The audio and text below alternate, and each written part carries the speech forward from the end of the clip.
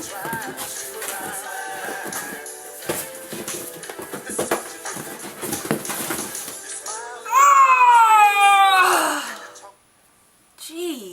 all this clutter all over the place is driving me crazy.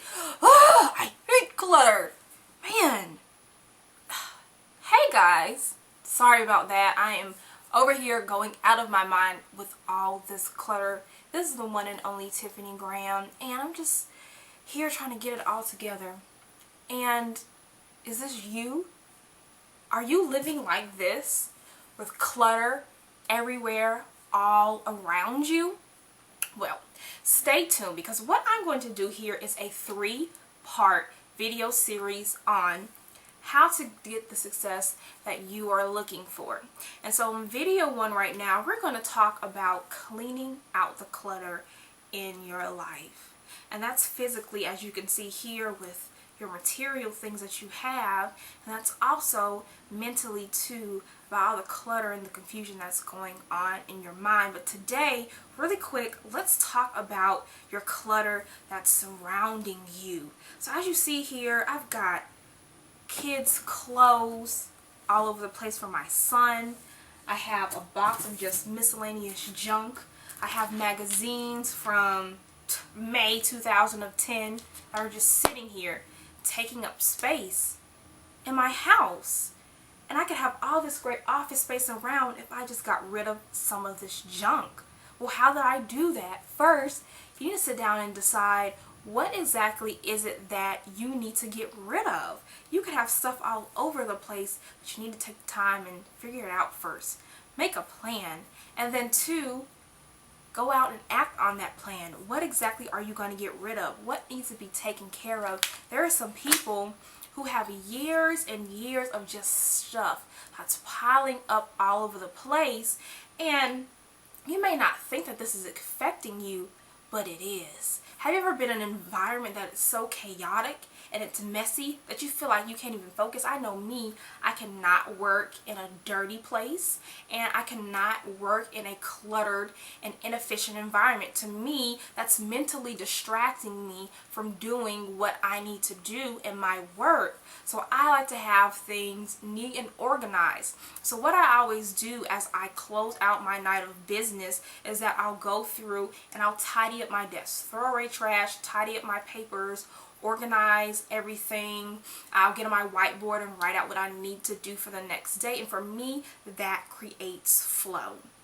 Now, for some of you, this may be a very strenuous process, and you realize you've never had a clutter cleaning exercise. You have a lot of things that you need to do. So I would actually encourage you to schedule out specific days on when you're going to do these activities. So for example, you may want to start with your closets in your house. So going around to each closet and cleaning out all the junk and out of there and donating all that good stuff. Look, I mean, I have clothes in here that my son hasn't worn and I don't know when, but what I do is periodically, as he's growing out of stuff, I'll let them pile, because I can't, every time he grows out of something, I can't sit and organize it. I'll let it pile up, and once it gets to a certain level that I feel is comfortable with me, I'll put it in his closet. Then I'll go through and I'll sort it like, okay, hey, let's hold on to this. I can keep this for maybe possibly future kids. And then I decide, I don't really like this. Let's donate this to the shelter that I always give myself and his clothes to. And that's what I do for that, and that helps me. And I do the same exact process with my clothes, so I don't let it become overwhelming. I schedule out the time to do it. The same thing with books and magazines. So now some of these, I like to do arts and crafts projects, so I'll hold on to a few of these magazines that are old, but for the most part, after I read it, I decide, okay, is there some valuable information that I want to refer back to in the future? If not, I'll toss it. Also, what I do too, now I'm a semi-hoarder for sentimental things, and that's the biggest thing that's hard for us to get rid of, all of our sentimental values. And so what I do is I will go through and I'll pile up stuff in boxes. Some of my son's art projects that he's done for me, some things from friends and cards and all the things like that, and I'll keep them. And then same thing as I do with the clothes, periodically I'll go back and relook at them. And some things that I realize I may have saved it and put it in one of my keepsake boxes at the time just to get it off of the desk and out of the way. Then I go back and I look at it again. I'm like, I don't really feel the way that I felt about it before, and I'll just toss it. But the name of this game to cleaning out the clutter is to schedule it and go back and revisit, because sometimes we'll notice that we'll clean it out, it'll pile up again, but we have to actually keep active at this, because decluttering your house and your home is the first step into creating success. So that is all that I have for you today.